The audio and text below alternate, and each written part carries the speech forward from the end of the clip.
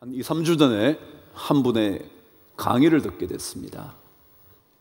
근데 그 강의의 마지막에 그분이 이 시 한 편을 읽어주더군요. 조동화라는 시인의 나 하나 꽃피어, 나 하나 꽃피어 풀밭이 달라지겠느냐고 말하지 말아라. 내가 꽃피고 나도 꽃피면 결국 풀밭이 온통 꽃밭이 되는 것 아니겠느냐. 나 하나 물들어 산이 달라지겠느냐고 말하지 말아라. 내가 물들고 너도 물들면 결국 온 산이 활활 타오르는 것 아니겠느냐. 여러분, 한 사람이, 그리고 저 하나가 예수 그리스도의 믿음으로 말미암은 기쁨이 우리 안에 일어나기 시작한다면 여러분과 제가 살아가는 황량한 삶의 환경이 아름다운 꽃밭이 되지 않겠느냐. 그래요, 여러분과 제가 변할 수 있다면, 만일 변하는 그 한 사람이 된다면 여러분의 가정과 저의 가정, 여러분의 직장 공동체와 이 교회 공동체가 전혀 다른 공동체의 모습을 띌 수밖에 없지 않겠나, 그런 거죠. 그래요, 결국 한 사람이 필요합니다. 그 한 사람은 미약한 존재만은 아닙니다. 그 한 사람이라고 해서 무력해지는 것도 아닙니다. 그 누군가 한 사람이 꽃으로 피기 시작하면 온통 꽃밭이 될지도 모르고요, 혹시라도 하나님 말씀 때문에 내 가슴이 자꾸만 불타오른다면 어쩌면 여러분의 삶의 환경이 전부 다 하나님의 은혜의 말씀으로 불타오를지도 모르는 거죠. 성경은 모두 다 한 사람의 변화 때문에 일어난 이야기들을 기록합니다. 한 사람의 선한 영향력 때문에, 한 사람의 악한 영향력 때문에 그 공동체에 복이 임할는지 저주가 임할는지 기록해두고 있습니다. 성경은 그 한 사람 얘기를 늘 기록하죠. 남북으로 갈라졌던 북이스라엘의 왕조 이야기를 읽으면 언제나 빠짐없이 등장하는 한 인물이 있었습니다.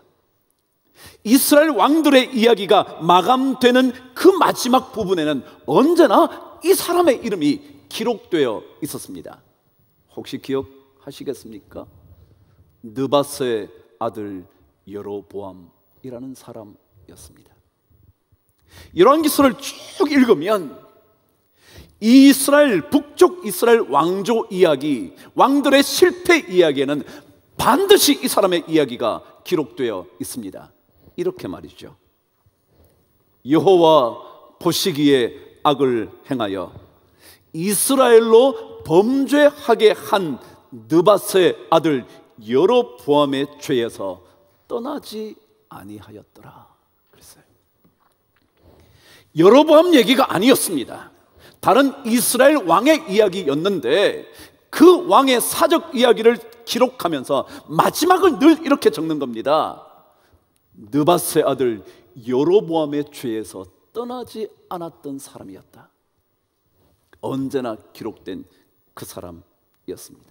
말하자면 그 한 사람 여로보암 때문에 북이스라엘은 여전히 죄악에서, 여전히 패배에서 벗어나지 못한 공동체가 되어버리고 말았다고 기록하는 겁니다. 한 사람 말이죠. 사도 바울도 예수 그리스도의 구원에 대한 이야기를 들려주면서 한 사람 이야기를 적습니다. 로마서 5장 12절은 이렇게 기록합니다. 그러므로 한 사람으로 말미암아 죄가 세상에 들어왔고 죄로 말미암아 사망이 들어왔나니, 한 사람으로 말미암아, 한 사람 아담으로 말미암아 죄가 세상에 들어왔고 죄가 들어옴으로 말미암아 사망이 점점 더 퍼져가기 시작했다. 5장 17절은 계속해서 말합니다. 한 사람의 범죄로 말미암아 사망이 그 한 사람을 통하여 왕노릇하기 시작했다고. 그 한 사람, 다시 말씀드리건대 그 한 사람은 미약한 존재만은 아닙니다. 결코 아무것도 아닌 존재일 수 없습니다. 그 한 사람으로 인하여 구원과 생명이 주어질 수도 있고, 그 한 사람으로 인하여 패배와 실패와 절망과 좌절과 아픔이 찾아올 수도 있습니다. 아간처럼 말이죠.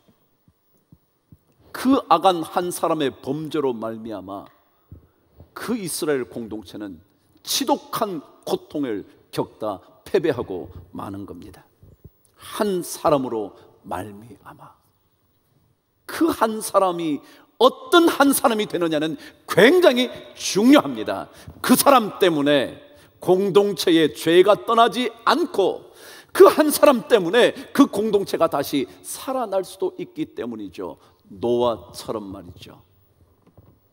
모든 것이 사멸될 수밖에 없는 그 상황 속에 그 한 사람을 통하여 새롭게 민족이 부흥되기 시작하는 것처럼 말입니다.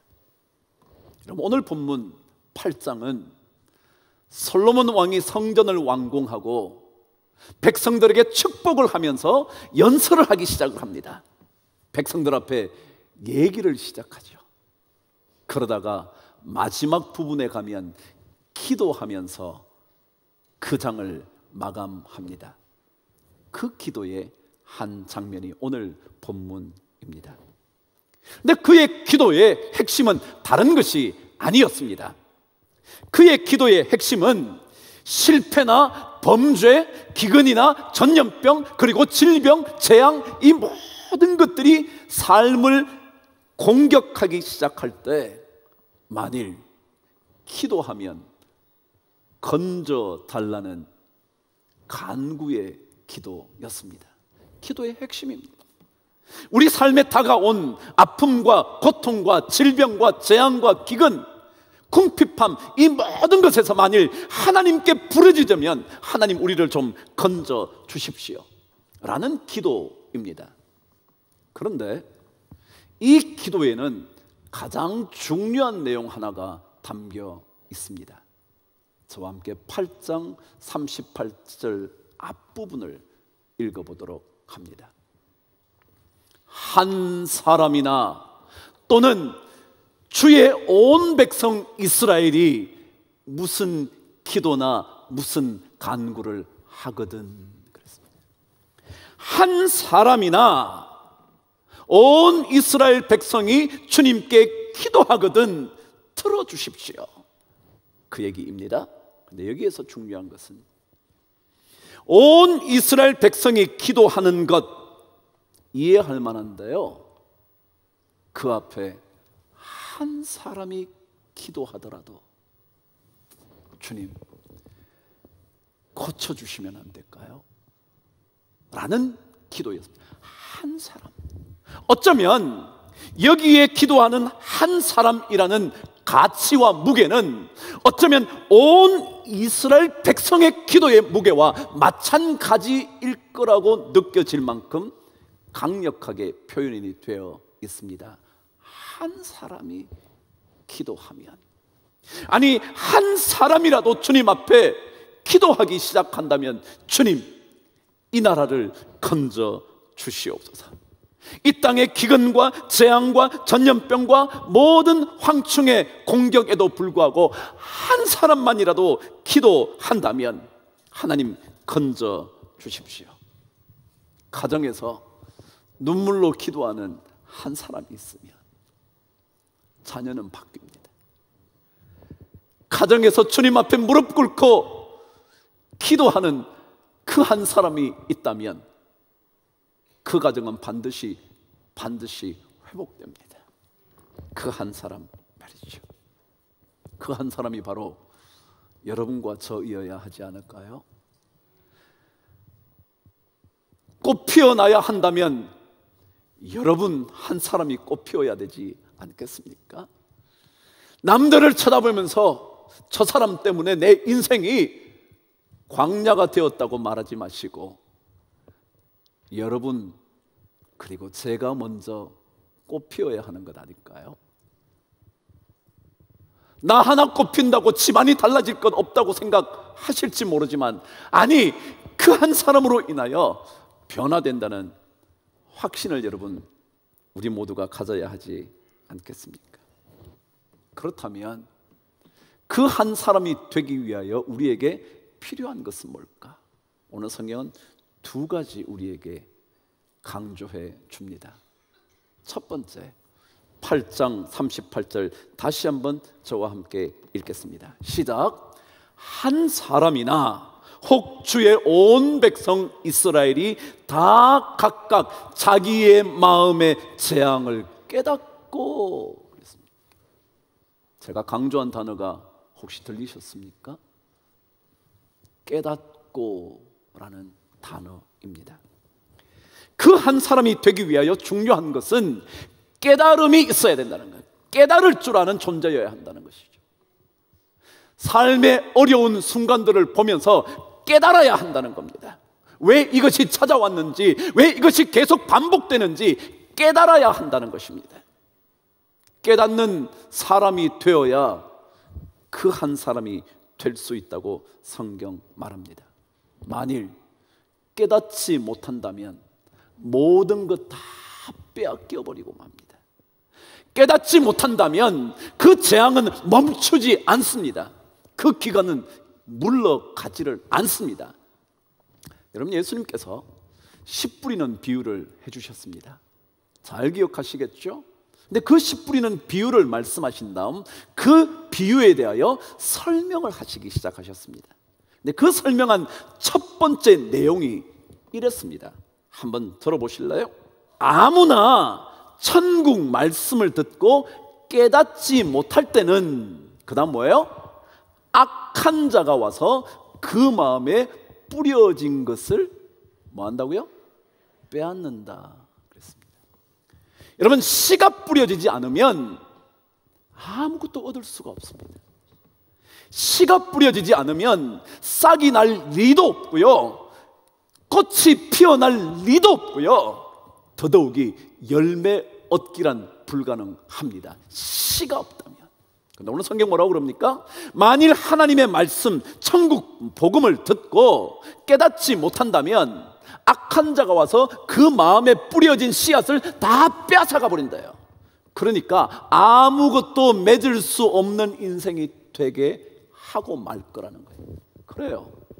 깨닫지 못하면 빼앗깁니다. 깨닫지 못하면 아무것도 얻을 수가 없습니다. 그런데 23절, 그 13장 23절에 주님은 계속해서 이렇게 설명을 합니다. 한번 들어보실래요? 좋은 땅에 뿌려졌다는 것은, 시작, 말씀을 듣고 깨닫는 자니, 그 다음 뭐예요? 단어가 결실하여 100배든지 60배든지 30배 열매를 얻게 된다 그랬습니다. 무슨 말이에요? 하나님의 말씀을 깨달으면 내 삶에 뭐가 생기기 시작하냐면 열매가 생기기 시작한다는 거예요. 결실하기 시작한다는 거예요. 그래서 어쩌면 100배의 결실을 얻을 수 있고요, 어쩌면 60배의 30배의 결실을 얻을 수 있다는 거예요. 그래요. 깨닫는 거예요. 깨닫기만 하면 풍성한 열매를 맺습니다. 깨닫기만 하면 삶의 열매가 자꾸 늘어나기 시작합니다. 깨닫기만 하면 하나님의 기적은 나의 것이 되는 겁니다. 복음서를 읽어보면 예수님께서 많은 사람을 고치신 이야기가 기록되어 있습니다. 그 중에 여러분 혹시 백부장이 자신의 하인을 고쳐달라고 했던 이야기를 기억하실는지 모르겠습니다. 백부장이 얘기합니다. 주님, 제 하인이 병들었습니다. 좀 고쳐 주십시오. 그랬더니 예수님께서 말씀하세요. 그래, 내가 가서 고쳐줄게. 그때 백부장이 말합니다. 주님, 오실 필요 없습니다. 주님 오시는 것 저 감당할 수 없습니다. 말씀만 해주십시오. 그러면 제 하인이 나을 겁니다. 그랬습니다. 여러분 잘 들어보세요. 이 백부장은 뭘 깨닫고 있었느냐 하면 주님이 구태여 오셔야 고쳐지고 안 고쳐지고 문제가 아니라 말씀만 하셔도 고쳐질 줄 깨달았던 거예요. 예수님의 능력은 오실 것까지도 없는, 말씀만 하시면 고치실 수 있는 능력이 있는 분이라는 걸 뭐 했다고요? 깨달았다는 거예요. 깨달았더니 주님께서 그 백부장의 믿음을 엄청 칭찬하시면서 이렇게 말씀하셨습니다. 가라, 내 믿은 대로 될지어다 하시니, 그 다음에 시작, 그 즉시 하인이 나으니라. 그럼 신앙은 깨달음이 필요합니다. 천국 말씀을 아무리 들어도 깨닫지 못하면 아무것도 아닙니다. 그러나 깨닫기 시작하면 결실하여 혹 100배, 혹 60배, 혹 30배 거둘 수 있게 되는 겁니다. 자, 그렇다면 두 번째입니다. 그 깨달은 한 사람 되기 위하여 두 번째 필요한 것이 뭘까? 다시 한번 38절 저와 함께 읽어 갑니다. 시작. 한 사람이나 혹 주의 온 백성 이스라엘이 다 각각 자기의 마음의 재앙을 깨닫고 이 성전을 향하여 손을 펴고 무슨 기도나 무슨 간구를 하거든. 그랬습니다. 두 번째 필요한 것은 성전을 향하는 마음이 있어야 그 한 사람이 된다. 성전을 향하는 마음. 여러분, 여기에 향하여라고 쓰여진 이 단어는요, 이런 뜻이라고 사전은 기록해 두었더라고요. 잘 들어보세요. 무엇을 향한 정신적인 움직임. 뭐라고요? 성전을 향하여라는 이 단어 향하여는 뜻이 뭐냐면 그 성전을 향하여 내 마음이 움직이기 시작했다는 거예요. 아, 성전을 향한다는 말은 성전으로 내 마음이 움직이기 시작한다는 거예요. 그래요, 우리는요 공부를 해도 그분을 향하는 것입니다. 사업을 해도요 돈을 좀 더 잘 벌어야지, 그게 아니라 하나님을 향하는 겁니다. 자식을 위하여 기도해도요 하나님을 향하는 겁니다. 성전을 향하여는 그곳을 향하여 내 마음이 막 움직이는 거예요. 이어진 단어의 설명은 이랬습니다. 눈에 보이지 않는 몸짓을 의미한다. 눈에 보이지 않아요. 눈에 보이지 않아요. 성전을 향하는 이 마음이 보이지 않아요. 여러분이 성전에 오시지도 않았어요. 그런데 성전을 향한 보이지 않는 내 몸짓이 있다는 거예요. 그게 향하여 라는 것입니다.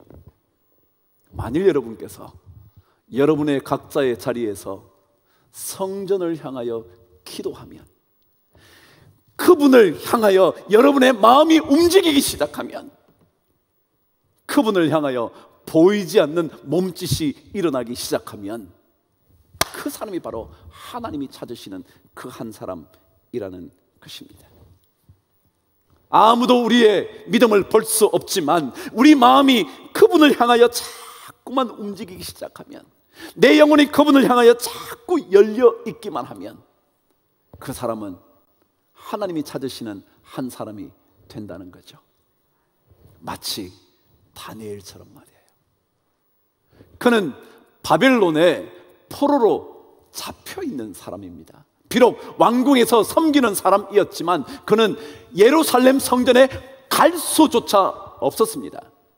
그 성전에 있으면서 제사를 드린다는 것, 예배를 드린다는 것 상상할 수도 없었습니다. 그런데 예루살렘을 향하여 난 창문을 열고 그곳에서 기도했다잖아요.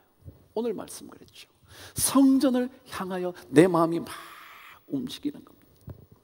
여러분, 왜 우리가 성전에 오셔야 하나요? 그 성전에서 하나님은 기도하기를 원하시기 때문에 그렇습니다. 그러나 만일 성전에 오시지 못한다면 성전을 향하는 마음이 필요합니다. 성전을 향하여 내 마음이 움직여야 합니다. 내 마음이 자꾸만 그리로 가도록 해야 하는 겁니다. 자, 그렇다면 이 성전은 도대체 어떤 곳이길래 이 성전을 향하라고 그랬을까요? 솔로몬은 8장 29절에, 오늘 38절인데요 29절에 이 성전을 이렇게 설명을 합니다. 이렇게요: 내 이름이 거기 있으리라 하신 곳 이 성전에서. 뭐라고요? 내 이름이 거기 있을 거야 라고 말씀하신 곳이 어디냐면 성전이라는 겁니다. 다시 말하면 성전은 하나님의 이름이 있는 곳이었습니다. 하나님의 이름. 그럼 또다시 물어야죠. 하나님의 이름이 뭘 하는데, 하나님의 이름이 도대체 뭐길래 거기에 주님의 이름이 있고 그것을 성전이라 그러는지 출애굽기 20장 24절은 이렇게 적어 놓았습니다. 잘 들어보세요. 내가 내 이름을 기념하는 모든 곳에서 내게 임하여 복을 주리라. 다시 한번요. 내가 내 이름을 기념하는 모든 곳에서 내게 임하여 복을 주리라. 그럼 성전은 어떤 곳이냐 하면요, 하나님의 이름이 있는 곳일 뿐만 아니라 하나님의 이름을 기념하는 곳이에요. 여기에 기념이라는 단어는 기억한다는 것입니다. 하나님의 이름을 기억하는 겁니다. 일터에서 하나님을 기억하는 겁니다. 가정에서 하나님을 기억하는 겁니다. 자녀의 아픔을 보면서 하나님을 기억하는 겁니다. 우리 집안에 찾아온 재앙을 보면서 하나님을 기억하는 겁니다. 그러면 그곳이 뭐가 되냐면 성전이라는 거예요. 그곳에서 하나님께서 찾아와서 복을 주신대요. 이게 성전입니다. 이게 하나님의 이름이 있는 성전의 특징이 뭐냐면, 그분을 기억하는 순간 그 자리가 어떤 곳이든지 간에 내 이름을 기억하는 모든 곳에 하나님이 임재해서 그때부터 복을 내리기 시작하는 거예요. 이 성전은요, 복의 공간입니다. 왜요? 여러분과 제가 이미 하나님을 향하여 마음이 움직이기 시작했거든요. 그러면 하나님이 이 자리에 임하시는 겁니다. 그리고는 저에게, 여러분에게 복을 내려주시기 시작하는 겁니다. 이게 성전입니다. 그래서 우리는 성전을 향하여 무슨 기도나 무슨 간구를 하게 될 때 응답받기 시작하는 겁니다. 신앙생활 뭐냐고요? 여러분과 저 한 사람으로 인하여 여러분의 삶의 현장이 바뀌어지는 것을 경험하는 것입니다. 여러분 한 사람의 기도로 말미암아, 저 한 사람의 기도로 말미암아 이 거룩한 공동체에 하늘 아버지의 복이 쏟아지는 것을 보게 되는 경험을 하는 것이 신앙입니다. 그래서 그분은 한 사람 찾으시는 겁니다. 자꾸 그 한 사람을 찾으시는 겁니다. 왜요? 한 사람만 기도해도 하나님은 온 나라를, 온 백성을 고치시거든요.